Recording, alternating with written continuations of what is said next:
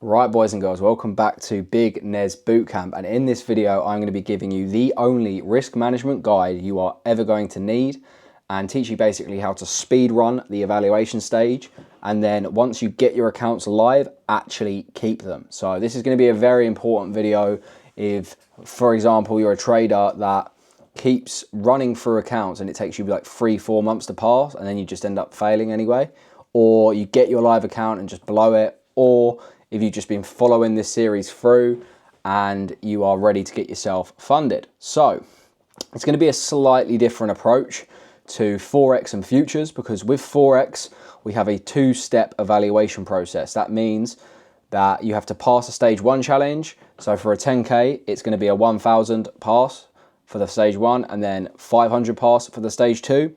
And with Futures you just typically have a fixed profit target. For example, with a top step 50k, it would be 3,000 and you would only be able to lose a fixed amount and the drawdown will just come up like that. So for the Forex, we're going to dive straight in.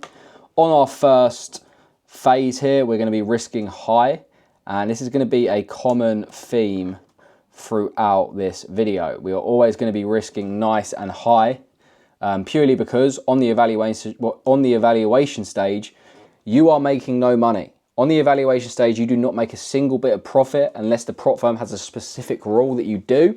So we basically just want to get through this stage as fast as possible and hope that we land on the right probabilities. That is why we are buying these accounts frequently. That is why, for example, with 10k accounts, they're only £30.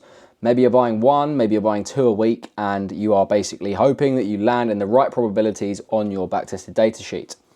So with Forex accounts, for the phase 1, we're going to be risking 1.5 to 2%. Reason for that is if we risk 2%, for example, we can actually pass a stage 1 account in one trade.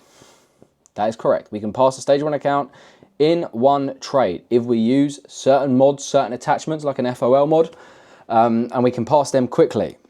Now, once we've cleared phase 1 and get onto phase 2, we can still risk high, but we're going to risk slightly lower because now we've already cleared the phase 1. We've got a bit more of a chance of actually getting this account live. So we're going to be risking 1 to 1.75%. Futures, it is completely up to you. Some people like to risk 1%. Some people like to risk 1.5%. Some people like to risk 2%. It is completely and utterly your prerogative what you want to risk on futures account, purely because it's going to all depend on the frequency that you're buying the accounts. So now we've got the evaluation stage out of the way, risk high, run them up, do them frequently. Now we're going to move on to what you should do once your account is live. We are going to risk our maximum loss streak completely and utterly depending on our backtested data. So a little analogy for this is called the seatbelt analogy. And it's basically like, most traders that are failing are driving like they think they will never get into a crash. They're the best driver in the world because they've never crashed before. And the road always looks clear. They think they're going to be fine. And when they go out on the road, they have absolutely no worries. They're driving reckless as anything, going 80 miles an hour, thinking they're never, ever going to crash. However, professional traders, beasts in the game, what we like to do is assume that every single time we go out onto the road, there's going to be a massive T-bone collision. And the reason we do that is because we're always preparing for the worst. And our seatbelt is the size suited for the biggest crash we could possibly have. What that basically means is your max losing streak in your backtested data in your trading would be the crash, and then your risk per trade would be the strength of your seatbelt. And we're going to dive straight into an example. So, for example, top step 50k live account. You've got a $2,000 trailing drawdown and you're going to be risking based on your max loss streak. So what we're going to do is we are going to have a little look and see what on earth are we going to do when we come into this evaluation stage. We are going to look at the trailing drawdown, which is 2,000, and we're going to imagine this is almost like our oxygen tank, our seatbelt, however you want to view it. And once it is gone, our account is dead. We failed the account. So every single decision we make on the charts when we're taking a trade and deciding our risk, we are going to be making that decision on, can my worst historical losing streak fit inside of this $2,000? So For example, if your losing streak was 6 trades in a row on an asset, this is just an example, so do not take this as gospel. We are gonna have a little look and we're gonna think, all right, what's the maths here? How much can we actually risk per trade to have a 6 loss streak and not blow the account? So how we do that is we get our figure here, the 2,000 trailing drawdown, and we divide that by 6. So then that's our loss streak. So that will be around 333 per trade. So this is the absolute max we can risk and blow the account on our biggest loss streak historically. And a lot of traders will look at this and be like, you know what, fuck it, I'm gonna just risk high. I'm gonna risk like 400, or I'm gonna risk that 333. And what we call that is aggressive ego risking. So this is completely and utterly fine while you're on if you're on like an evaluation stage and maybe you really care about the account. You shouldn't be doing that anyway. You should only be buying accounts that you don't care if you fail. And an aggressive trader, he's gonna risk 400 per trade so that when he gets his 6 loss streak come in that's happened in his backtested data, maybe he doesn't know he's got a 6 loss streak, maybe you haven't backtested, and you are gonna blow your account when you get 5 losses. So the on the edge trader is doing it better than the ego trader, but he's still not doing it right. When we've got our live accounts, we wanna keep them. We wanna keep trading these live accounts. We wanna make money from them, even if it takes a bit longer than your standard run-of-the-mill ego trader or on the edge trader in this example. So this guy, we've got 6 losses and that's gonna leave us a $200 buffer. You can tell I haven't had much sleep last night. So what that means is if we get our max historical loss streak, we are still gonna have $200 to trade with.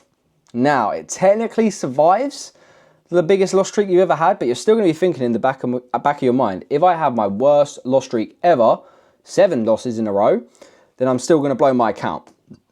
So it does kind of make sense, but the way I like to teach it is just by being incredibly safe with your accounts, because you've got them live. You wanna be getting money out of these accounts.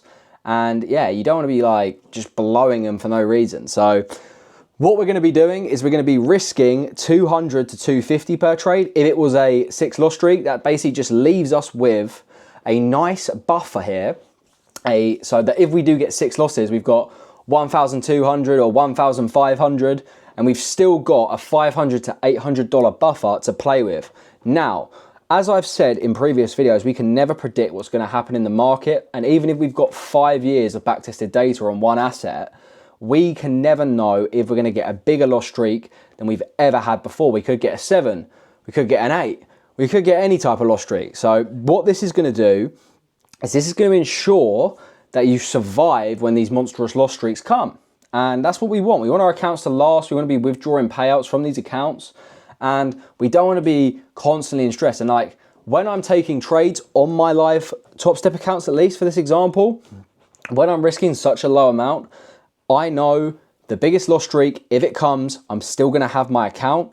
That keeps my mental fine, even though really you shouldn't really be caring. Trading is more of a sort of thing you'd have on the side and run your main businesses. You can still make some good money from trading, don't get me wrong, boys, but I keep it a buck.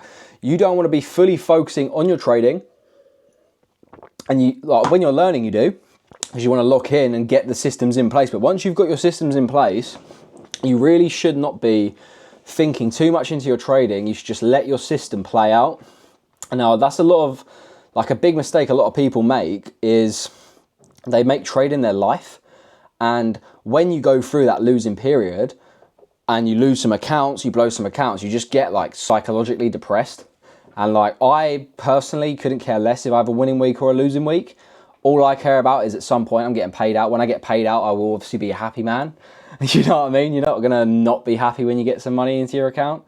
But this is essentially a way to keep your mind at peace and just not really worry.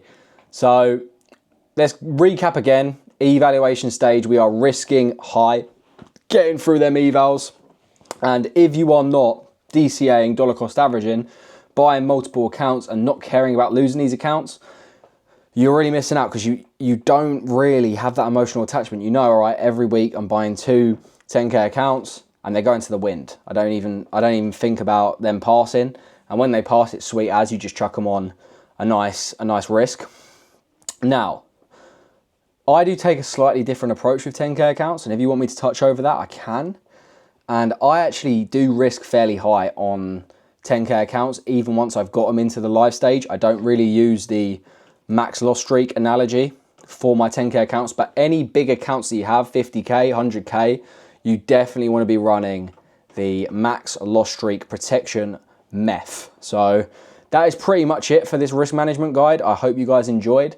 And the next video, we're going to be breaking down actually how to backtest, and then we're going to be going through a different variation of the trading model, because we have already covered the full mech model. There is actually another slightly different model, but to basically diversify ourselves, have 2 different models running at the same time. It's very easy to do, and it's just a slight variation within the bias side of things. So if you aren't fully comfortable with your bias, go back to the bias video and watch that sheet. So that is the Big Nez out. I hope you boys enjoyed. Bye, bye, bye.